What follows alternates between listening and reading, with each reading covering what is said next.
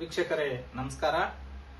ಇಂದು ಸಮಯವಾಣಿ ಸುದ್ದಿವಾಹಿನಿ ಸ್ಟುಡಿಯೋದಲ್ಲಿ ತಮ್ಮ ವಿರುದ್ಧ ಬ್ರಿಮ್ಸ್ ಆಸ್ಪತ್ರೆಯ ಅಧೀಕ್ಷಕರು ಸುಳ್ಳು ಪ್ರಕರಣ ದಾಖಲಿಸಿದ್ದಾರೆ ಅಂತಕ್ಕಂಥ ಒಂದು ವಿಷಯವನ್ನಿಟ್ಟುಕೊಂಡು ನಮ್ಮ ಸ್ಟುಡಿಯೋದಲ್ಲಿ ನಮ್ಮೊಂದಿಗೆ ಚರ್ಚೆಯಲ್ಲಿದ್ದಾರೆ ಕೆಆರ್ಎಸ್ ಪಕ್ಷದ ಜಿಲ್ಲಾಧ್ಯಕ್ಷರಾದ ಹನುಮಂತ್ ಮಟ್ಟೆಯವರು. ಈ ಒಂದು ಪ್ರಕರಣದ ಕುರಿತು ಏನು ಅವರ ಅನಿಸಿಕೆ ಇದೆ ಅಂತಕ್ಕಂಥದ್ದನ್ನ ಕೇಳಿಕೊಂಡು ಬರೋಣ. ವೀಕ್ಷಕರೇ ನಮಸ್ಕಾರ. ಹಾಗೂ ಕನ್ನಡ ದಿನಪತ್ರಿಕೆಯ ಸಮ್ಯಕ್ ವಾಣಿ ಸಹ ಸಂಸ್ಥಾಪಕರಾದ ತುಕಾರಾಮ್ ಗೌರಿ ಅವರಿಗೆ ಕೂಡ ನಮಸ್ಕಾರ. ಇಂದು ಏನೋ ನಮಗೆ ನನ್ನ ಮೇಲೆ ಸುಳ್ಳು FIR ಆಗಿರುವ ಕುರಿತು ಚರ್ಚೆ ಮಾಡಲಿಕ್ಕೆ ತಾವು ಕರೆಸಿದ್ರಿ. ತಮಗೆ ಧನ್ಯವಾದ. ಯಾಕೆಂತಂದ್ರೆ ಬ್ರಿಮ್ಸ್ ಆಸ್ಪತ್ರೆಯಲ್ಲಿ, ಬೀದರ್ನಲ್ಲಿರ್ತಕ್ಕಂತಹ ಬ್ರಿಮ್ಸ್ ಆಸ್ಪತ್ರೆಯಲ್ಲಿ ದಿನಾಂಕ 9/7/2026 ಸಮಯ ಮಧ್ಯಾಹ್ನ 12 ಗಂಟೆಯಿಂದ 2 ಗಂಟೆ, ಮಧ್ಯಾಹ್ನದ 2 ಗಂಟೆಯವರೆಗೆ ಯಾರೋ ಸಾಮ್ರಾಟ್ ಯೂಟ್ಯೂಬ್ ಚಾನೆಲ್ನವರು ವಿಡಿಯೋ ಮಾಡಿದಾರಂತೆ, ಅದು ನ್ಯೂಸ್ ಮಾಡಿದಾರಂತೆ. ಅದರಲ್ಲಿ ನಾನು ಹೋಗಿ ವಿಡಿಯೋ ಮಾಡಿದೆ ಅಂತಂದು ಹೇಳಿ ಅಲ್ಲಿರ್ತಕ್ಕಂಥ ಏನು ವೈದ್ಯಕೀಯ ಅಧೀಕ್ಷಕರು ಡಾಕ್ಟರ್ ಶಿವಯೋಗಿ ಬಾಳಿ ಅವರು ನನ್ನ ವಿರುದ್ಧ ನೂತನ ನಗರ ಪೊಲೀಸ್ ಠಾಣೆಯಲ್ಲಿ ಸುಳ್ಳು ಪ್ರಕರಣ ದಾಖಲಿಸಿದ್ದಾರೆ. ಪ್ರಕರಣ ದಾಖಲಿಸಿ ಸುದ್ದಿ ಮೂಲ ಕನ್ನಡ ದಿನಪತ್ರಿಕೆಯಲ್ಲಿ ಈ ಸದರಿ ವಿಷಯವನ್ನು ಪ್ರಕಟಿಸಿದ್ದಾರೆ. ಅದನ್ನು ನಮಗೆ ತಿಳಿದ ಕೂಡಲೇ ನಿನ್ನೆ ಅಂದ್ರೆ 9ನೇ ತಾರೀಕು, ಇದೇ ತಿಂಗಳು 9ನೇ ತಾರೀಕು ಅವರು ನಮ್ಮ ವಿರುದ್ಧ ಸುಳ್ಳು ಪ್ರಕರಣ ದಾಖಲಿಸಿದರು. ಕನ್ನಡ ದಿನಪತ್ರಿಕೆಯಲ್ಲಿ ನಿನ್ನೆ ಬಂದಿರುವ ವಿಷಯ ನಾವು ನೋಡಿಕೊಂಡು ಇದರ ಬಗ್ಗೆ ನಾವು ಕೂಡ ಒಂದು ಮಾನಹಾನಿ ಮೊಕದ್ದಮೆ ಹೂಡಬೇಕು. ಯಾಕಂತಂದ್ರೆ ಆ ಸುಳ್ಳು ಪ್ರಕರಣದಲ್ಲಿ ಅಲ್ಲಿ ನಾನು ಇಲ್ಲದೆ ಇದ್ದರೂ ಕೂಡ ಸುಳ್ಳು ಆರೋಪ ಮಾಡಿ ಸುಳ್ಳು ಪ್ರಕರಣ ದಾಖಲಿಸಿದಾರ. ಹಾಗಾಗಿ ಏನಂತಂದ್ರ ನಾವು ನಿನ್ನೆ ಮಾನಹಾನಿ ಮೊಕದ್ದಮೆ ಹೂಡಲು ಪೊಲೀಸ್ ಠಾಣೆಗೆ ದೂರು ಕೊಟ್ಟಿದ್ದೇವೆ. ಆ ವಿಷಯ ಕುರಿತು ಇವತ್ತ ಏನು ಚರ್ಚೆ ಕರೆದಿದ್ದಾರ. ಈಗಾಗಲೇ ಅಧ್ಯಕ್ಷರೇ ತಾವು ಹೇಳ್ತಾ ಇರುವ ಒಂದು ವಿಷಯ, ತಮ್ಮ ಮೇಲೆ ಬ್ರಿಮ್ಸ್ ಆಸ್ಪತ್ರೆಯ ಅಧೀಕ್ಷಕರು ಸುಳ್ಳು ಪ್ರಕರಣ ದಾಖಲಿಸಿದ್ದಾರೆ ಅಂತ ಹೇಳಿ ತಾವು ವಾದ ಮಾಡ್ತಾ ಇದ್ದೀರಿ. ಯಾವ ರೀತಿ ಇದು ಸುಳ್ಳು ಅಂತ ಹೇಳಿ ಹೇಳಿಕ್ ಬಯಸ್ತೀರಿ? ಯಾಕಂತಂದಾಗ ಅವ್ರ ಕಡೆ ಏನಾದರೂ ಆಧಾರ ಸಾಕ್ಷಿಗಳಿಟ್ಕೊಂಡೇ ತಮ್ಮ ಮೇಲೆ ಅವರು ಪ್ರಕರಣ ದಾಖಲಿಸಿರಬಹುದಲ್ಲ. ಹಾಗಾಗಿ ತಾವು ಯಾವ ರೀತಿ ಸುಳ್ಳು ಪ್ರಕರಣ ಅಂತ ಹೇಳಿ ಸಾಬೀತು ಮಾಡಲಿಕ್ಕೆ ಪ್ರಯತ್ನ ಪಡ್ತಾ ಇದ್ದೀರಿ? ಸ್ವಲ್ಪ ಜನರಿಗೆ ವಿವರಿಸಿ ಹೇಳಿ. ಏನೋ ಸದರಿ ಘಟನೆ ನಡೆದಿರುವ ಸ್ಥಳ ಮತ್ತೆ ಸಮಯ ದಿನಾಂಕರಂದು ಅಂದಿನ ದಿವಸ ನಾನು ಆ ಘಟನೆ ನಡೆಯುವ ಸಂದರ್ಭದಲ್ಲಿ ನಾನೇ ಅಲ್ಲಿ ಹೋಗಿಲ್ಲ, ಅಥವಾ ಆ ಸ್ಥಳದಲ್ಲಿ ಆ ಮಾಡಿದಂತ ವಿಷಯನೂ ಕೂಡ ನನಗೆ ಗೊತ್ತಿಲ್ಲ. ಯಾವಾಗಿದ್ದು ಪತ್ರಿಕಾ ಮಾಧ್ಯಮದಲ್ಲಿ ಬಂದ ತಕ್ಷಣ ನನಗೆ ಗೊತ್ತಾಯ್ತು. ಅಂದ್ರೆ ಅವತ್ತಿನ ದಿವಸ ಆ ಬೀದರ್ ಬ್ರಿಮ್ಸ್ ಆಸ್ಪತ್ರೆ ಏನಂದ್ರೆ ಆ ಆವರಣದಲ್ಲಿ ಕೂಡ ನಾವು ಹೋಗಿದ್ದೆ ಇಲ್ಲ. ಆದ್ರೂ ಕೂಡ ನನ್ನ ವಿರುದ್ಧ ನಾನೇ ವಿಡಿಯೋ ಮಾಡಿದ ಅಂತಂದು ಹೇಳಿ ನಂದೇ ಹೆಸರು ಹಾಕ್ಯಾನಂತಂದ್ರೆ ಅವರು ಆರೋಪಿ 1 ಏನಂದ್ರೆ ನನಗೆ ಮಾಡಿದ್ದಾರೆ. ಅಂದ್ರೆ ತಾವು ಹೇಳುವ ಪ್ರಕಾರ ಯಾವುದು FR ಕಾಪಿಯಲ್ಲಿದೆ, ಸಾಮ್ರಾಟ್ ಏನು ನ್ಯೂಸ್ ಚಾನಲ್, ಯೂಟ್ಯೂಬ್ ಚಾನಲ್ ಇದೆ, ಅದರಲ್ಲಿ ತಾವು ಹೇಳಿಕೆ ಕೊಟ್ಟಿದ್ದೀರೋ ಅಥವಾ ಇಲ್ಲವೋ? ಏನು ಕೊಟ್ಟಿಲ್ಲ, ಅದಕ್ಕೆ ನಮಗೆ ಸಂಬಂಧ ಇಲ್ಲ. ಹಾಗಾದರೆ ಈ ದೂರು ನೀಡಿರ್ತಕ್ಕಂಥದ್ದು FIR ಕಾಪಿ ನೋಡಿದ ನಂತರ ಬ್ರಿಮ್ಸ್ ಆಸ್ಪತ್ರೆಯ ಅಧೀಕ್ಷಕರು ದೂರು ಕೊಟ್ಟಿದ್ದಾರೆ ಅಂತೇಳಿ FIR ಆಗಿದೆ. ಆದರೆ ತಾವು ಅವರನ್ನ ಏನಾದರೂ ಸಂಪರ್ಕ ಮಾಡಿದ್ದಾರೆ? ಯಾಕೆ ಸರ್ ನನ್ನ ವಿರುದ್ಧ FIR ಮಾಡಿದ್ದೀರಿ ಅಂತ ತಾವು ಏನಾದರೂ ಅವ್ರ ಜೊತೆ ಫೋನ್ ಮುಖಾಂತರ ಆಗಲಿ ಅಥವಾ ನೇರವಾಗಿ ಹೋಗಿ ಭೇಟಿಯಾಗಿ ಏನಾದರೂ ವಿಚಾರ ವಿನಿಮಯ ಮಾಡಿಕೊಂಡಿದ್ದೀರಾ? ಹೌದು, ನಾನು ಏನು ವೈದ್ಯಕೀಯ ಅಧೀಕ್ಷಕರಾಗಿರ್ತಕ್ಕಂಥ ಡಾಕ್ಟರ್ ಶಿವಯೋಗಿ ಬಾಳಿ ಅವರಿಗೆ ಇದು ಪತ್ರಿಕಾ ಮಾಧ್ಯಮದಲ್ಲಿ ಬಂದ ಕೂಡಲೇ ವಿಷಯ ತಿಳಿದ ನಂತರ ಅವರಿಗೆ ಕರೆ ಮಾಡಿದ್ದೆ. ಕರೆ ಮಾಡಿ ಸರ್ ಈ ರೀತಿ ತಾವು 9ನೇ ತಾರೀಕಿಗೆ ಏನಾದ್ರು ಒಂದು FIR ಮಾಡಿಸಿದ್ರಿ, ಅದರಲ್ಲಿ ತಾವು ಯಾಕೆ ಮಾಡಿಸಿದ್ರಿ, ನನ್ನ ಹೆಸರೇನಾದ್ರೂ ಇಲ್ಲಿ ಇಲ್ಲನೇ ಕೂಡ ಈ ರೀತಿ ಮಾಡಿಸಿದ್ರಲ್ಲ ತಾವು ಯಾಕಂತ ನಾವು ಕೇಳಿದಾಗ, ಇಲ್ಲ ರೀ ನಾನು 8ನೇ ತಾರೀಕು ಹಿಡ್ಕೊಂಡು 12ನೇ ತಾರೀಕು ತನಕ ನಾನು ರಜೆಯಲ್ಲಿದ್ದೆ, ನಾನು ಆ ವಿಷಯ ನನಗೆ ಗೊತ್ತೇ ಇಲ್ಲ. ತಾವು ಹೇಳ್ತಾ ಇದ್ದೀರಿ ಅಂತಂದ್ರೆ ಅದು ಯಾವ ಪತ್ರಿಕೆಗೆ ಬಂದದ ಅದು ನನಗೆ ಅದ್ರ ವಿಷಯ ನನಗೂ ಫಾರ್ವರ್ಡ್ ಮಾಡ್ರಿ, ನಾನು ನೋಡ್ತಾ. ಯಾಕಂತಂದ್ರೆ ನಾ ರಜೆ ತಕೊಂಡೆ ನಂತರ ನಾ ಬೇರೆ ಊರಲ್ಲಿದ್ದೇನೆ, ಬೀದರ್ನಾಗ ಇಲ್ಲ ಎಂಬಂತ ಮಾತು ಅವ್ರು ಹೇಳಿದ್ದಾರೆ. ಅಂದ್ರೆ ಅವ್ರು ಆಡಂತ ಮಾತು ನೋಡಿದ್ರ ಅವ್ರಿಗೆ ಇದು ವಿಷಯನೇ ಗೊತ್ತಿಲ್ಲ ಎಂಬ ರೀತಿಯ ನಂತರ ಅವರು ಮಾತಾಡಿದ್ದಾರೆ. ಹಾಗಾದರೆ ಅವರು ಫೋನ್ ಕರೆ ಮುಖಾಂತರ ತಾವು ಚರ್ಚಿಸಿದಾಗ ಅವರು ಈ ರೀತಿ ಹೇಳ್ತಾ ಇದ್ದಾರೆ ಅಂದಾಗ ತಮ್ಮ ಅನಿಸಿಕೆ ಏನಾಗಿದೆ ಇದ್ರ ಬಗ್ಗೆ? ದೂರು ಯಾರು ಕೊಟ್ಟಿರಬಹುದು ಠಾಣೆಯಲ್ಲಿ? ದೂರು ಯಾರು ಕೊಟ್ಟಿದ್ದಾರೆ ಅಂತಂದ್ರೆ ನಾವು ಅಲ್ಲಿ ಮತ್ತೆ ಠಾಣೆದವರಿಗೆ ವಿಚಾರಿಸಿದಾಗ, ಮತ್ತೆ ಅಲ್ಲಿರ್ತಕ್ಕಂಥ ಸರ್ಜನ್ ಅವರಿಗೆ ವಿಚಾರಿಸಿದಾಗ, ಸರ್ಜನ್ ಅವರ ನಂತರ 9ನೇ ತಾರೀಕಿಗೆ ಒಂದು ಪೊಲೀಸ್ ಠಾಣೆ, ನೂತನಗರ ಪೊಲೀಸ್ ಠಾಣೆಗೆ ಅಂತಂದು ಅವರು ದೂರು ಬರ್ದಾರೆ, ಮನವಿ ಬರ್ದಾರೆ. ಆ ದೂರಿನಲ್ಲಿ ಏನ್ ವಿಷಯ ಪ್ರಸ್ತಾಪ ಮಾಡಿದ್ದಾರೆ? ಅವರು ಲಿಖಿತ ದೂರು ಕೊಟ್ಟಿರಬಹುದಲ್ಲ, ಅವರಲ್ಲಿ ಏನ್ ವಿಷಯವನ್ನ ಪ್ರಸ್ತಾಪ ಮಾಡಿದ್ದಾರೆ? ಅದರಲ್ಲಿರ್ತಕ್ಕಂತಹ ವಿಷಯ, ಒಬ್ಬ ವ್ಯಕ್ತಿ ಹೆಸರು ಗುರುತಿಸಿಕೊಂಡಿಲ್ಲ, ಇಲ್ಲ ಒಬ್ಬ ಯೂಟ್ಯೂಬ್ ಚಾನೆಲ್ ಮತ್ತೊಂದು ಚಾನೆಲ್ ಯಾರೋ ವಿಷಯಗಳಂತೂ ಏನು ನಮೂದು ಮಾಡಿಲ್ಲ. ಅವರು ಕೊಟ್ಟಂತ ಆ ದೂರಿನಲ್ಲಿ ಯಾವುದೇ ವ್ಯಕ್ತಿಗಳ ಹೆಸರಿಲ್ಲ, ಯಾವುದೇ ಟಿವಿ ಅಥವಾ ಮಾಧ್ಯಮ ಯೂಟ್ಯೂಬ್ ಚಾನೆಲ್ ನವರ ಹೆಸರು ಎಲ್ಲೂ ಪ್ರಸ್ತಾಪ ಮಾಡಿಲ್ಲ. ಮಾಡ್ಲಾರ್ದೆ ಆ ದೂರನ್ನ ಪೊಲೀಸ್ ಠಾಣೆಗೆ ಕೊಟ್ಟಿದ್ದಾರೆ ಅಂತಕ್ಕಂಥದ್ದು ಒಂದು ವಾದ ತಮ್ಮದಾಗಿದೆ. ಹೌದು. ಯಾಕೆ ಈ ರೀತಿ ನಾವು ಇದು ಇಷ್ಟು ನಿಖರವಾಗಿ ಹೇಳ್ತಾ ಇದ್ದೇವೆ ಅಂದ್ರ, ಏನ ಅಧೀಕ್ಷಕರಿಗೆ ಏನ್ ಮಾತಾಡಿದಾಗ ಅವ್ರು ನಮಗೇನಾದ್ರು ವಾಟ್ಸಪ್ ಮೂಲಕ ಅವರಿಗೆ ರಜೆ ಪಡೆದಂತ ಒಂದು ಪತ್ರ ಹಾಕಿದಾರ. ಮತ್ತೆ ಅಲ್ಲಿರ್ತಕ್ಕಂಥ ಡಿಸ್ಟ್ರಿಕ್ಟ್ ಸರ್ಜನ್ ಅವರೇನಂತರ ಏನು SP ನೂತನ ನಗರ ಪೊಲೀಸ್ ಠಾಣೆಗೆ ನಂತರ ಒಂದು ಪತ್ರ ಬರೆದಿದ್ರು, ಅದು ಕೂಡ ಏನಂತಂದ್ರೆ ನಮಗೆ ವಾಟ್ಸಪ್ ಮೂಲಕ ಕಳಿಸಿದಾರ. ಇಲ್ಲಿ ನಡೆದಿದ್ದು ಈ ರೀತಿ, ಅಲ್ಲೇ ನಂತರ ಯಾರ್ದು ಹೆಸರು ನಮೂದು ಮಾಡಿಲ್ಲ. ಇದೇನಂತಂದ್ರ ಅವರು ಕೊಟ್ಟಂತ ಏನು ನಮ್ಮ ಬ್ರಿಮ್ಸ್ ಆಸ್ಪತ್ರೆಯ ಡಾಕ್ಟರ್ ಸರ್ಜನ್ ಅವರೇನಾದ್ರು ಕೊಟ್ಟಿದಂತ ದೂರು, ಇದರಲ್ಲಿ ಯಾವುದೇ ಒಂದು ವ್ಯಕ್ತಿ ಹೆಸರುಗಳು ಗುರುತಿಸಿಕೊಂಡಿಲ್ಲ. ಅವರು ಬರೆದಿದ್ದೇನು, ಇಲ್ಲಿ ಯಾರ್ಯಾರು ಬಂದು ಇದು ಈ ಆಸ್ಪತ್ರೆಯ ಆವರಣ ಒಳಗ ಬಂದು ವಿಡಿಯೋ ಮಾಡ್ಕೊಳತ್ತಾರ, ಮತ್ತೊಂದೇನೋ ಮಾಡ್ತಾ ಇದ್ದಾರ, ಇವೆಲ್ಲ ವಿಡಿಯೋಗಳು ಮಾಡ್ಕೊಂಡು ಪ್ರಸಾರ ಮಾಡ್ತಾ ಇದಾರೆ. ಇಲ್ಲಿ ನಮ್ ಕರ್ತವ್ಯಕ್ಕ ಅಥವಾ ಪೇಷಂಟ್ಗಳಿಗೆ ಅಂದ್ರೆ ಸ್ವಲ್ಪ ಪ್ರಾಬ್ಲಮ್ ಆಯ್ತದ. ಮುಂದೆ ಈ ರೀತಿ ಆಗ್ಲಾರ್ಗತ್ಲೆ ತಾವೇನಂತಂದ್ರೆ ನೋಡ್ಕೊಳ್ರಿ, ಒಂದು ನಿರ್ದೇಶನ ಕೊಡ್ರಿ ಅಂತಂದ್ರೆ ಅವ್ರು ಅಷ್ಟೇ ಹಾಕಿದಾರೆ. ಅವ್ರು ಪೊಲೀಸ್ ಠಾಣೆಗೆ ಕೊಟ್ಟಂತ ಏನು ಗೌರ್ಮೆಂಟ್ ಹಾಸ್ಪಿಟಲ್ ಇಂದ ಬ್ರಿಮ್ಸ್ ಆಸ್ಪತ್ರೆಯಿಂದ ಕೊಟ್ಟಂತ ಏನು ಪ್ರತಿ ಇದೆ, ಪೊಲೀಸ್ ಠಾಣೆದವರಿಗೆ ಕೊಟ್ಟಿದ್ದು. ಇದರಲ್ಲಿ ಸ್ವಲ್ಪ ವಿಷಯ ಓದಬಹುದಾ? ಬ್ರಿಮ್ಸ್ ಬೋಧನಾ ಆಸ್ಪತ್ರೆ ಆವರಣದಲ್ಲಿ ಪೂರ್ವಾನುಮತಿ ಪಡೆಯದೆ ಅನಧಿಕೃತವಾಗಿ ವಿಡಿಯೋ ಛಾಯಾಚಿತ್ರ ಚಿತ್ರೀಕರಣ ನಡೆಸುತ್ತಿರುವ ಕುರಿತು ಸೂಕ್ತ ಕಾನೂನು ಕ್ರಮ ಕೈಗೊಳ್ಳುವ ಬಗ್ಗೆ ಅಂತ ಬರೆದಾರೆ. ಅಂದ್ರೆ ಅವ್ರು ಬರೆದಿದ್ದೇನು, ಆಸ್ಪತ್ರೆಯ ಆಡಳಿತದ ಪೂರ್ವಾನುಮತಿ ಇಲ್ಲದೆ ಆಸ್ಪತ್ರೆ ಆವರಣದಲ್ಲಿ ಯಾವುದೇ ರೀತಿಯ ಚಿತ್ರೀಕರಣ ನಡೆಸುವುದು ನಿಯಮ ಬಾಹಿರವಾಗಿದೆ ಅಂತಂದು ಅವ್ರು ಕೊಟ್ಟಿದ್ದಾರೆ. ಇದು ಅವ್ರು ಕೊಟ್ಟಿದ್ದು ಕೂಡ ತಪ್ಪಾಗ್ತದೆ. ಯಾಕೆ ತಪ್ಪಾಗ್ತದೆ? ಈಗ ಈ ದೂರು ಅವರ ಆಸ್ಪತ್ರೆ ಆವರಣದಲ್ಲಿ ವಿಡಿಯೋ ಚಿತ್ರೀಕರಣ ಮಾಡ್ತಕ್ಕಂಥದ್ದನ್ನ ಅವರ ಗಮನಕ್ಕೆ ತಂದು ಅವರ ಅನುಮತಿ ಪಡೆದು ಚಿತ್ರೀಕರಣ ಮಾಡಬೇಕು. ಯಾರ್ಯಾರೋ ಒಂದು ಅನವಶ್ಯಕವಾಗಿ ಅಲ್ಲಿ ತೊಂದರೆ ಕೊಡ್ತಾ ಇದ್ದಾರೆ ಅಂತಕ್ಕಂಥ ಒಂದು ವಿಷಯವನ್ನು ಇಟ್ಟುಕೊಂಡು ದೂರು ಠಾಣೆಗೆ ಕೊಟ್ಟಿರ್ತಕ್ಕಂಥ ಈ ಒಂದು ಅರ್ಜಿ. ಹೌದು. ತಮ್ಮ ಪ್ರಕಾರ ಅದು ಒಂದು ಸಾರ್ವಜನಿಕರ ಆಸ್ತಿ, ಸಾರ್ವಜನಿಕರ ಆಸ್ಪತ್ರೆ, ಸಾರ್ವಜನಿಕರು ಓಡಾಡ್ತಕ್ಕಂತಹ ಸ್ಥಳ, ಅಲ್ಲಿ ವಿಡಿಯೋ ಚಿತ್ರೀಕರಣ ಅಥವಾ ಫೋಟೋ ಮಾಡ್ತಕ್ಕಂಥದ್ದು ಕಾನೂನಿನಲ್ಲಿ ಇದೆಯೋ ಅಥವಾ ಕಾನೂನು ವಿರೋಧ ಆಗಿರ್ತಕ್ಕಂಥ ಕೆಲಸ ಆಗಿದೆಯೋ? ತಾವೊಂದು KRS ಪಕ್ಷದ ಅಧ್ಯಕ್ಷರಾಗಿಟ್ಕೊಂಡು ಇದ್ರ ಬಗ್ಗೆ ತಾವೇನು ಹೇಳಿಕ್ ಬಯಸ್ತೀರಿ?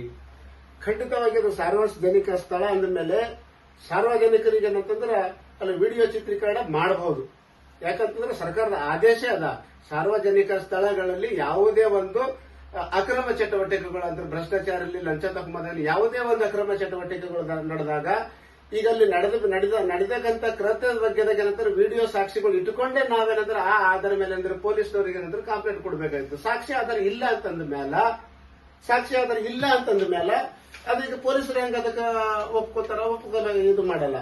ಹಾಗಾಗಿ ಏನಂತಾರ ಸರ್ಕಾರಿ ಆದೇಶ ಹೊರಡಿಸೋದು ಏನಂತಂದ್ರ 15/7/2022 ಅಂತಂದು ಸಾರ್ವಜನಿಕರ ಸ್ಥಳಗಳಲ್ಲಿ ಅಂತಂದ್ರ ವಿಡಿಯೋ ಚಿತ್ರೀಕರಣ ಮಾಡ್ಬೇಕಂತ ಸರ್ಕಾರದೇ ಆದೇಶ ಅದ. ಈಗ ಅಲ್ಲಿ ಮಾಡಬಾರ್ದು ನಿಷೇಧಿತ ಸ್ಥಳ ಅಂತಂದ್ರೆ ಯಾವ್ದಪ್ಪ ಅಂದ್ರೆ ಒಂದು ಶಸ್ತ್ರಚಿಕಿತ್ಸೆ ನಡೀತಕ್ಕಂತ ಒಂದು ಸ್ಥಳ ಇರ್ಲಿ, ಅಥವಾ ಹಾರ್ಟ್ ಪೇಷಂಟ್ ಇರ್ಲಿ, ಅಥವಾ ಮಾನಸಿಕ ರೋಗಿಗಳು ಇರ್ತಾರ ಅಂತ ಕೋಣಿದಾಗ ಹೋಗಿ ನಾವೇನಂತಾರೆ ಬಹಳ ಸೂಕ್ಷ್ಮವಾಗಿ ನೋಡ್ಕೋಬೇಕಾಯ್ತದ.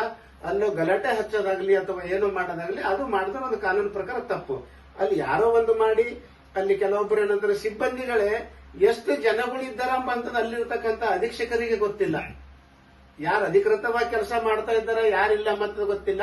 ಅಲ್ಲಿ ಯಾರ ಮುಖಾಂತರ ದುಡ್ಡುಗಳು ತಗೋತಾ ಇದ್ದಾರ, ಯಾವ ರೀತಿಯ ಅಲ್ಲಿ ಕೆಲಸಗಳು ಅಕ್ರಮಗಳು ನಡೆದವ ಅಂತ ನಾವು ಸಮಿತಿಗೂ ಕೂಡ ಅಂತಾರೆ ಡೈರೆಕ್ಟರ್ಗೆ ಏನಂತಂದ್ರೆ ದೂರು ಕೊಟ್ಟಿದ್ದೇವೆ. ಇಂಥವ್ರು ಇಲ್ಲಿ ಒಳಗ ಎಲ್ಲ ಸರ್ಕಾರದ ಉಚಿತ ಅಂತಂದು ಹೇಳಿದಾಗ ₹1 ಅಲ್ಲಿ ಶುಲ್ಕ ನಾವು ತುಂಬುತ್ತೇವೆ. ತುಂಬಿದ ನಂತರ ಅಂದ್ರೆ ಯಾರು ಅಲ್ಲಿ ಎಕ್ಸ್ಟ್ರಾ ರೊಕ್ಕ ತಗೋಬಾರ್ದು, ಅಲ್ಲಿ ಚಿಟ್ಟಿ ಮಾಡಿಸಿದ ನಂತರ ನಾವು ಅಲ್ಲಿರ್ತಕ್ಕಂಥ ಭ್ರಷ್ಟಾಚಾರ ಏನು ಲಂಚ ನಡೀತಾ ಇದೆ ಅದನ್ನ ಬಯಲಿಗೆ ಎಳಿಬೇಕು ಅಂತಕ್ಕಂಥ ವಿಷಯ ಇಟ್ಕೊಂಡು ತಾವು ಅಲ್ಲಿ ಯಾವಾಗ್ಲೂ ಹೋಗಿ ಫೇಸ್ಬುಕ್ ಲೈವ್ ಮಾಡ್ತಕ್ಕಂಥದ್ದು ಇಡೀ ರಾಜ್ಯದ ಜನರು ನೋಡಿದ್ದಾರೆ. ಇದಕ್ಕಿಂತ ಮುಂಚಿತವಾಗಿ ಕೂಡ KRS ಪಕ್ಷದ ಪ್ರತಿಯೊಂದು ಕಚೇರಿಯಲ್ಲಿ ಭೇಟಿ ಕೊಟ್ಟು ಅಥವಾ ಪೊಲೀಸ್ ಠಾಣೆಗಳಲ್ಲಿ ಭೇಟಿ ಕೊಟ್ಟು ಆಸ್ಪತ್ರೆಗಳಲ್ಲಿ ಭೇಟಿ ಕೊಟ್ಟು ಅಲ್ಲಿ ನಡೀತಕ್ಕಂಥ ಏನು ಅಕ್ರಮ ಇದೆ, ಭ್ರಷ್ಟಾಚಾರ ಇದೆ, ಲಂಚ ನಡೀತಾ ಇದೆ ಅದರ ವಿರುದ್ಧ ತಾವು ಹೋರಾಟ ಮಾಡ್ತಾ ಇದ್ದೀರಿ ಮಾಡಿ. ಆದರೆ ಸಾರ್ವಜನಿಕ ಸ್ಥಳಗಳಲ್ಲಿ ಅಥವಾ ಸರ್ಕಾರಿ ಕಚೇರಿಗಳಲ್ಲಿ ಅಧಿಕೃತವಾಗಿ ಸಾರ್ವಜನಿಕರು ವಿಡಿಯೋ ಮಾಡಬಹುದಾ ಅಂತಕ್ಕಂಥ ನಂದು ಒಂದು ನೇರ ಪ್ರಶ್ನೆ. ಹೌದು, ಖಂಡಿತ ಮಾಡಬಹುದು. ಸರ್ಕಾರ ಹೇಳುತ್ತೆ, ಸರ್ಕಾರದ ಆದೇಶದ ಈ ಆದೇಶ ಪ್ರಕಾರ ಖಂಡಿತವಾಗಿ ಮಾಡಬಹುದು, ಯಾರ ಅನುಮತಿ ಬೇಕಾಗಿಲ್ಲ ಅಲ್ಲಿ. ಮತ್ತೆ ಈ ತಮ್ಮ ಪ್ರಕಾರ ಸರ್ಕಾರದ ಆದೇಶನೇ ಇದೆ ಸಾರ್ವಜನಿಕರಲ್ಲಿ ವಿಡಿಯೋ ಮಾಡಬಹುದು ಅಂತ ಹೇಳಿ ಯಾವಾಗ ತಾವು ಹೇಳ್ತಾ ಇದ್ದೀರಂದಾಗ ಅಧೀಕ್ಷಕರು ಕೊಟ್ಟಿರ್ತಕ್ಕಂಥ ಏನು ಪೊಲೀಸ್ ಠಾಣೆಗೆ ಕೊಟ್ಟಿರ್ತಕ್ಕಂಥ ದೂರೇನಿದೆ ಇದು ತಮ್ಮ ಪ್ರಕಾರ ಇದು ಏನ್ ಹೇಳ್ತದ ತಾವು ಹೇಳ್ಬಹುದು? ಏನ್ ಹೇಳೋದಂದ್ರೆ ಅವರಿಗೆ ಇದು ಆದೇಶ ಪ್ರಕಾರ ಅವರಿಗೆ ಇದ್ರ ಬಗ್ಗೆದಾಗ ಅವ್ರಿಗೆ ಗಮನಕ್ಕೆ ಇರ್ಲಕ್ಕಿಲ್ಲ. ಯಾಕಂದ್ರೆ ಅವ್ರಿಗೆ ಇದ್ರ ಬಗ್ಗೆದಾಗ ಹೆಚ್ಚಿನ ನಾಲೆಜ್ ಇಲ್ಲ. ನಾನೇ ಒಂದು ಇದ್ರದೊಂದು ಬಾಸ್ ಅಂದ ರೀತಿ ಅವರು ಸರ್ವಾಧಿಕಾರಿ ಅಂತಾರಲ್ಲ ಆ ರೀತಿ ಅಂದ್ರೆ ತಿಳ್ಕೊಂಡು ಮಾಡಿರಬಹುದು. ಒಂದು ಇಲ್ಲ ಇಲ್ಲಿ ಏನೋ ಕೆಟ್ಟದ್ದು ಸ್ವಲ್ಪ ಬೇರೆ ಯಾರೋ ಅನಾವಶ್ಯಕ ಮಾಡ್ತಾ ಇದ್ದಿರಬಹುದಲ್ಲ, ಇಲ್ಲ ಅಂತ ನಾವ್ ಹೇಳಕ್ಕಿಲ್ಲ. ಅದು ಮಾಡ್ತಾ ಇದ್ದಿರ್ಬೇಕಲ್ಲ ಅಂತರಿಗಷ್ಟೇ ದೂರ ಇಡಬೇಕಂತ ಉದ್ದೇಶ ಇಟ್ಕೊಂಡು ಮಾಡಿರಬಹುದು. ಒಂದು ಆದ್ರೆ ಇದ್ರ ಬಗ್ಗೆದಾಗ ಒಂದ್ ವೇಳೆ ಅವ್ರಿಗೆ ಪ್ರಜ್ಞೆ ಇರ್ತಿತ್ತು ಅಂತಂದ್ರ ಅವ್ರು ಈ ರೀತಿ ನನ್ನ ಅನುಮತಿ ತಗೋಬೇಕು, ನಮ್ದು ಹೈಯರ್ ಆಫೀಸರ್ ಅನುಮತಿ ತಗೋಬೇಕಂತ ಕೊಡ್ತಕ್ಕಂಥದ್ದು ಸಂಪೂರ್ಣ ತಪ್ಪದು. ಓಕೆ, ತಾವು ಹೇಳ್ತಾ ಇದ್ದೀರಿ ಶಿವಯೋಗಿ ಬಾಳೆಯವರು ನಾನು ಆಬ್ಸೆಂಟ್ ಇದ್ದಕ್ಕಂತ ಸಂದರ್ಭದಲ್ಲಿ ಈ ಒಂದು ಎಫರ್ ಆಗಿದೆ ನನ್ನ ಗಮನಕ್ಕಿಲ್ಲ ಅಂತಕ್ಕಂಥ ವಿಚಾರವನ್ನು ಅವ್ರು ಹೇಳ್ತಾ ಇದ್ದಾರೆ. ಹಾಗಾದರೆ ಈ ದೂರು ಕೊಟ್ಟಿದ್ದವ್ರು ಯಾರಾಗಿರ್ಬಹುದು? ತಮ್ಮ ಮಾಹಿತಿಯ ಪ್ರಕಾರ ಠಾಣೆಗೆ ಹೋಗಿ ದೂರು ಯಾರು ಕೊಟ್ಟಿರಬಹುದು? ಈಗ ನಿನ್ನೆ ನಾವು ಠಾಣೆಗೆ ಹೋಗಿ ವಿಚಾರ ಮಾಡಿದಾಗ ನನ್ನ ಸ್ನೇಹಿತರು ಹೋಗಿದ್ರು. ಠಾಣೆಗೆ ಹೋಗಿ ವಿಚಾರ ಮಾಡಿದಾಗ ಅಲ್ಲಿ ಅವ್ರೇನು ಹೇಳ್ತಾರ ಅಂತಂದ್ರ ದೂರಿನಲ್ಲಿ ಯಾರ ಹೆಸರು ನಮೂದು ಮಾಡಿಲ್ಲ. ಆದ್ರ ನಾವು ರಾತ್ರಿ ಕರೆಸಿದಾಗ ಏನಂತಂದ್ರೆ ಮೌಖಿಕವಾಗಿ ವಿಚಾರಣೆ ಕರೆಸಿದಾಗ ಕೆಲವೊಂದು ಸರಿ ನಾವು ಈ ರೀತಿ ಮಾಡ್ತೇವೆ. ಆ ಟೈಮಿನಾಗ ಮೌಖಿಕವಾಗಿ ಹೇಳಿದಾರಮ್ಮಂತ ಮಾತೇನಂತಂದ್ರ ಠಾಣದವ್ರು ಹೇಳಿದಾರ ಅಂತಂದು ಹೇಳ್ತಾ ಇದ್ದಾರೆ. ಆಯ್ತು, ಅಧೀಕ್ಷಕರಂತೂ ಲೀವಲ್ಲಿ ಇದ್ದಿದ್ದು. ಈ ಅಧೀಕ್ಷಕರ ಹೆಸರಿನ ಮೇಲೆ ಇರ್ತಕ್ಕಂಥ ಏನು ದೂರು ಪ್ರತಿ ಇತ್ತು ಅದನ್ನ ಅಲ್ಲಿಗೆ ಕೊಟ್ಟಿದವ್ರು ಯಾರು ಅಂತೇಳಿ ತಾವು ವಿಚಾರ ಮಾಡಿದ್ದೀರಾ? ಹೌದು, ಇಲ್ಲ ಅದು ಮಾಡಿದಾಗ ಈಗ ಅವ್ರು ಹೇಳೋದಷ್ಟೇ, ಇಲ್ಲ ಅವ್ರು ದೂರು ಕೊಟ್ಟಾರ್ರಿ ಅದ್ರ ಹೆಸರಂತೂ ಹೇಳಿಲ್ಲ. ಅವರು ಕೂಡ ಏನಂತಾರೆ ಗೌಪ್ಯವಾಗಿ ಇಡ್ತಾ ಇದ್ದಾರೆ, ಯಾರು ಕೊಟ್ಟಿದ್ರು ಯಾರಿಲ್ಲ. ಕರೆಕ್ಟ್ ಆಗಿ ನಾವು ನಿನ್ನೆ ನಮ್ಮ ಫ್ರೆಂಡ್ ಹೋಗಿದಾಗ ಇಲ್ಲರಿ ಪರನೇ ವ್ಯಕ್ತಿ ಬಂದು ಇಂಥರೇ ತಂದು ಕೊಟ್ಟಾರ ಅಂತಂದು ಹೇಳ್ತಿದ್ರು ಅಂದ್ರೆ ಸ್ವಲ್ಪ ನಮಗ್ ಬಿ ಹೇಳಕ್ಕಿದ್ರೈತು. ಅವರು ಸಂತೆ ಕೂಡ ಹೆಸರು ಹೇಳಿಲ್ಲ. ಸರಿ, ಹೇಳಲಿಲ್ಲ ಪರವಾಗಿಲ್ಲ. ಮುಂದಿನ ದಿನಗಳದಾಗ ಈಗ ಬಾಲಿ ಸರ್ ಅವ್ರೇನಂತಂದ್ರೆ ಏನು ಅಧೀಕ್ಷಕರಿದ್ದಾರ, ವೈದ್ಯಕೀಯ ಅಧೀಕ್ಷಕರಿದ್ದಾರ, ಅವರೇ ರಜೆ ಮೇಲೆ ಇದ್ದಾರ ಅಂದ್ಮೇಲೆ ಅವರೇ ಹೆಸರ ಮೇಲೆ ಒಂದು ಸುಳ್ಳು ಎಫ್ಐಆರ್ ಆಯ್ತದಂತಂದ್ರ ಇದರಲ್ಲಿ ಯಾರ್ದು ಕೈವಾಡ ಇದೆ, ಉದ್ದೇಶ ಪೂರ್ವಕ ಯಾರು ಮಾಡಿಸ್ತಾ ಇದ್ದಾರೆ ಎಂಬಂತ ಪೊಲೀಸರು ತನಿಖೆ ಮಾಡಬೇಕು. ಇವಾಗ ತಾವು ಒಂದು ದೂರು ನೀಡಿರ್ತಕ್ಕಂಥ ಪತ್ರವನ್ನು ಓದಿರಿ. ಆ ಪತ್ರದಲ್ಲಿ ಯಾವುದೇ ಪತ್ರಿಕೆಯವ್ರದಾಗ್ಲಿ ಅಥವಾ ಮಾಧ್ಯಮದವ್ರದಾಗ್ಲಿ ಅಥವಾ ಸಾರ್ವಜನಿಕರದಾಗ್ಲಿ ಯಾವುದೇ ಹೆಸರು ಅಲ್ಲಿ ಪ್ರಸ್ತಾಪ ಆಗಿಲ್ಲ. ಕೇವಲ ದೂರ ಅದೇ ರೀತಿ ಕೊಟ್ಟಿದ್ದಿದೆ. ಮತ್ತೆ ಅದರಲ್ಲಿ ತಮ್ಮ ಹೆಸರು ಮತ್ತು ಸಾಮ್ರಾಟ್ ಯೂಟ್ಯೂಬ್ ಚಾನೆಲ್ ಹೆಸರು ಯಾಕೆ ತಳಕ್ ಹಾಕೊಳ್ತಾ ಇದೆ? ಅದೇ ಗೊತ್ತಾಯ್ತಾ ಇಲ್ಲ. ಇಲ್ಲಿ ನಮಗ್ ಇನ್ನೊಂದ್ ಏನಾಗ್ಲತ್ತದ ಅಂದ್ರ ಬೀದರ್ನಲ್ಲಿ KRS ಪಕ್ಷ ಅಂತೇನ ಸೃಷ್ಟಿ ಆದ ನಂತರ ಇಡೀ ರಾಜ್ಯ ತುಂಬನೇ ಎಲ್ಲಾ ಜಿಲ್ಲೆಗಳಲ್ಲಿ ನಂತರ ನಮ್ಮ KRS ಪಕ್ಷದವರು ಲಂಚ ಭ್ರಷ್ಟಾಚಾರದ ವಿರುದ್ಧ, ದುರಾಡಳಿತದ ವಿರುದ್ಧ, ಅನ್ಯಾಯಕ್ಕೆ ಒಳಗಾದವರಿಗೆ ಏನಾದ್ರೆ ನ್ಯಾಯ ಕೊಡಿಸ್ತಕ್ಕಂತ ನಾವೇನಂದ್ರ ಫೇಸ್ಬುಕ್ ಫೇಸ್ಬುಕ್ ಚಾನಲ್ ನಿಂದ ನಾವೇನು ಫೇಸ್ಬುಕ್ ಲಿಂದ ಲೈವ್ ಮಾಡಿ ನಾವು ನೇರ ಪ್ರಸಾರವನ್ನು ಜನಗಳಿಗೆ ಸಾರ್ತಾ ಇದ್ದೀವಿ. ಅಲ್ಲಿ ನಡೆದಂತಹ ಘಟನೆಗಳೇನಾದ್ರ ಎಲ್ಲಿ ನಾವು ಎಡಿಟ್ ಮಾಡೋದಿಲ್ಲ, ನೇರ ಪ್ರಸಾರ ನಾವು ಸಾರ್ವಜನಿಕರಿಗೆ ಅಥವಾ ಅವ್ರದ್ದು ಇಲಾಖೆಯ ಹೈಯರ್ ಆಫೀಸರ್ಗಳಿಗೆ ನಾವೇನು ವೈರಲ್ ಮಾಡ್ತಾ ಇದ್ದೇವಲ್ಲ, ಅದೇ ರೀತಿ ನಾವು ಬೀದರ್ನಲ್ಲಿ ಕೂಡ ಮಾಡ್ತಾ ಇದ್ದೇವೆ. ನಾನೇನು KRS ಪಕ್ಷದ ಜಿಲ್ಲಾಧ್ಯಕ್ಷ ಆಗಿನಿಂದ ಸುಮಾರು ಇಲಾಖೆಗಳಲ್ಲಿ ಹೋಗಿದ್ದೆವು. ಸುಮಾರು ಇಲಾಖೆಗಳಲ್ಲಿ ನಡೀತಕ್ಕಂಥ ದುರಾಡಳಿತ, ಅವರು ದರ್ಪಗಳು ಇಂಥವೆಲ್ಲ ಅವ್ಯವಹಾರಗಳು ನಡೆದಾಗೆಲ್ಲ ವಿಡಿಯೋ ಮಾಡಿದೆವು, ಸರಿಪಡಿಸ್ತಕ್ಕಂಥ ಕೆಲಸ ಮಾಡಿದೆವು. ಹಾಗಾಗಿ ಕೆಲವೊಂದು ಭ್ರಷ್ಟ ಅಧಿಕಾರಿಗಳು ಏನ್ ಮಾಡ್ತಾ ಇದ್ದಾರೆ, ನಮ್ಮಲ್ಲಿ ನಜರ್ ಇಟ್ಟಿದ್ದಾರೆ.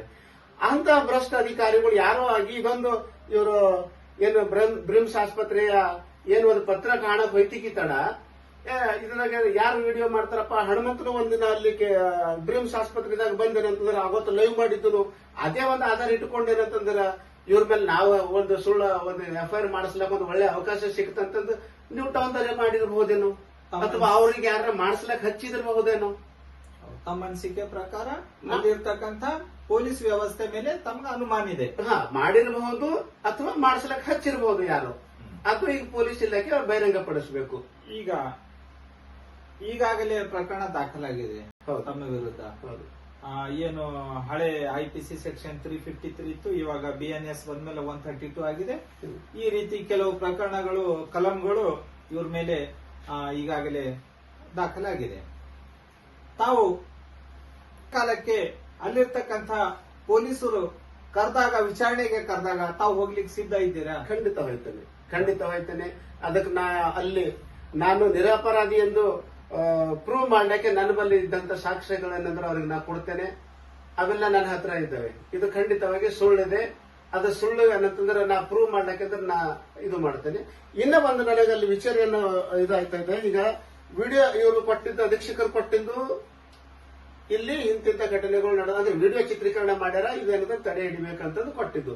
ಕಡೆಗೆ ಸೆಕ್ಷನ್ಗಳು ಇವ್ರೇನು ನಿವೃತ್ತ ಒಂದು ಪೊಲೀಸ್ ಅಧಿಕಾರಿಗಳು ಕೂಡಿಸಲ್ಲ, ಅವ್ರು ಕೊಟ್ಟಂತ ಒಂದು ದೂರಿನ ಮೇರೆಗೆ ಏನಂತಂದ್ರೆ ಈ ಸೆಕ್ಷನ್ಗಳಂತೂ ಕೂಡಲ್ಲ. ಯಾವ್ದೋ 132 ಕೂಡಲ್ಲ, ಮತ್ತೆ 132 ಕೂಡಿ 132 ಅಂತ ನಿರ್ಮೇಲೆ ಅದ್ರಾಗ ಅದು ಬರ್ತಾವ, ಬರ್ಲಿ ಪರವಾಗಿಲ್ಲ. ಆದ್ರೆ ಅಲ್ಲಿ ಹಂತ ಕೃತ್ಯಗಳು ನಡೆದಿಲ್ಲ. ಇವ್ರು ಪರಿಶೀಲಿಸಬೇಕಾಗಿತ್ತು, ಅಥವಾ ಅವ್ರ ಬಲ್ ಬಲವಾದ ಸಾಕ್ಷಿಗಳು ಏನಾದ್ರೂ ಅವ್ರು ನಡ್ಕೊಂಡಂತ ಅಲ್ಲಿ ನಾನೇ ಅಥವಾ ಸುಳ್ಳು ಅಂದಿನ ಮೇಲೆ ಈಗ ಆರೋಪ FIR ಆಗಿದ್ರ ಮೇಲೆ ನಾನೇ ಅಂತ ತಿಳ್ಕೊಳ್ಳಿ. ಅಲ್ಲಿ ಅಧೀಕ್ಷಕರು ಕೊಟ್ಟಿರ್ತಕ್ಕಂಥ ದೂರಿಗೆ ಪೊಲೀಸ್ ಇಲಾಖೆಯಿಂದ ತಮ್ಗೇನಾದ್ರೂ ಫೋನ್ ಮುಖಾಂತರ ಅಥವಾ ನೋಟಿಸ್ ಕೊಟ್ಟು ಅಥವಾ ಅಲ್ಲಿ ಕರೆಸಿ ಏನಾದ್ರೂ ವಿಚಾರಣೆ ಮಾಡಿದ್ದಾರ? ಇಲ್ಲ, ಏನು ವಿಚಾರಣೆ ಮಾಡಿಲ್ಲ. ನಮಗಿದು ಏನು 9ನೇ ತಾರೀಕು FIR ಆಗಿದ್ದು, ನಮಗಿದು 11ನೇ ತಾರೀಕೇನು ಪತ್ರಿಕಾ ಕನ್ನಡ ದಿನಪತ್ರಿಕೆದಾಗ ಬಂತು. ಇಲ್ಲಿ ತನಕ ನಮಗೇನು ವಿಷಯನೇ ಗೊತ್ತಿದ್ದಿಲ್ಲ. ತಾವು ಖಂಡಿತ ಆಗಿ ಹೇಳ್ತಾ ಇದ್ದೀರಿ, ಇದು ನನ್ನ ಮೇಲೆ ಉದ್ದೇಶಪೂರ್ವಕವಾಗಿ ಬ್ರಿಮ್ಸ್ ಆಸ್ಪತ್ರೆಯ ಅಧೀಕ್ಷಕರು ಉದ್ದೇಶಪೂರ್ವಕವಾಗಿ ನನ್ನ ಮೇಲೆ ಕೊಟ್ಟಿರ್ತಕ್ಕಂಥ ಇದೊಂದು ಸುಳ್ಳು ಪ್ರಕರಣ, ದೂರು ಅಂತ ಹೇಳಿ ತಾವೇನು ಹೇಳ್ತಾ ಇದ್ದೀರಿ. ಈ ಒಂದು ಪ್ರಕರಣದ ವಿರುದ್ಧ ಅಂದ್ರೆ ಅವ್ರು ಏನು ದೂರು ಕೊಟ್ಟಿದ್ದಾರೆ ಅವ್ರ ವಿರುದ್ಧ ತಾವು ಮುಂದಿನ ದಿನಗಳಲ್ಲಿ ಏನು ಮಾಡ್ಲಿಕ್ಕೆ ಬಯಸ್ತೀರಿ? ಇಲ್ಲ, ಮಾಡೋದಿಲ್ಲ. ನಾವು ಈಗಾಗಲೇ ಸುಳ್ಳು ಪ್ರಕರಣ ನಮ್ಮ ಮಾನನಷ್ಟ ಆಗ್ಯದಲ್ಲ. ಈಗ ನನ್ನ ಸುಳ್ಳು ನಾನು ಅಲ್ಲಿ ಏನು ಘಟನೆದಾಗ ಇಲ್ಲದೆ ಇದ್ದರೂ ಕೂಡ ನನ್ನ ವಿರೋಧ ಏನು ಮಾನನಷ್ಟ ಆಗ್ಯದಲ್ಲ, ಅದ್ರ ಬಗ್ಗೆ ಏನಂದ್ರೆ ನಾನು ಮಾನನಷ್ಟ ಮೊಕದ್ದಮೆ ಹಾಕಿದ್ದೇನೆ, ಈಗ ದೂರು ಕೊಟ್ಟಿದ್ದೇನೆ. ಈಗ ನ್ಯೂಟ ಒಂದವ್ರು ಏನ್ ಮಾಡ್ತಾರೋ ನೋಡ್ಬೇಕು. ನಿನ್ನೆ ಸಂಜೆ ಕೊಟ್ಟು ಬಂದಿದ್ದೆ ನಾನು. ಈಗ ಇದೇ ಯಾವ ರೀತಿ ಅವ್ರು ಕುಡ್ತಿಕ್ಕೆ ತಡ FIR ಮಾಡಿಸಾರಲ್ಲ, ಈಗ ಅವರು ದಕ್ಷ ಪ್ರಾಮಾಣಿಕ ಅಧಿಕಾರಿಗಳು ಒಂದ್ ವೇಳೆ ಇದ್ದಾರೆ ಅಂತಂದ್ರೆ ಮಾಡ್ಬೋದು ಅವ್ರು. ಈಗ ಯಾವ ರೀತಿ ಅವ್ರ ಪ್ರಕರಣ ದಾಖಲಿಸಿದ ನಂತರ ಕನ್ನಡ ದಿನಪತ್ರಿಕೆಗಳಲ್ಲಿ ಯಾವ ರೀತಿ ಪ್ರಕಟ ಆಗಿದೆಯೋ ಅದೇ ರೀತಿ ತಾವು ಕೊಟ್ಟಿರ್ತಕ್ಕಂಥ ಏನು ದೂರಿದೆ ಆ ದೂರಿನ ಪ್ರತಿ ತಗೊಂಡು ಪತ್ರಿಕೆಯಲ್ಲಿ ತಾವು ಕೂಡ ಏನಾದರೂ ಪ್ರಕಟಿಸಿದಾರ? ಹೌದು, ಸುಮಾರು ದಿನಪತ್ರಿಕೆದವರೆಲ್ಲ ನಾವು ಕೊಟ್ಟಿದ್ದೀವಿ. ಅವರಿಂದ ಇವತ್ತಿನ ಪೇಪರ್ನಾಗ ಸುಮಾರು ಪೇಪರ್ಗಳದಾಗ ಬಂದವು. ಅದೇ ಸುದ್ದಿ ವಾಹಿನಿದವ್ರು ಮಾಡಿದ್ದಾರೆ, ಸುದ್ದಿ ಮೂಲದವರು ಕೂಡ ಪ್ರಕಟಿಸಿದ್ದಾರೆ. ಓಕೆ, ಈಗ ಮುಂದಿನ ನಡೆ ಏನು ನಿಮ್ದು? ಒಂದ್ ವೇಳೆ ಅಲ್ಲಿ ಪ್ರಕರಣ ದಾಖಲೆ ಆಗ್ಲಿಲ್ಲ, ಪೊಲೀಸ್ನವರು FIR ತಗೊಳ್ಳಿಲ್ಲ ಅಂತಂದಾಗ ಮುಂದಿನ ಏನು ತಮ್ಮ ಹೋರಾಟ?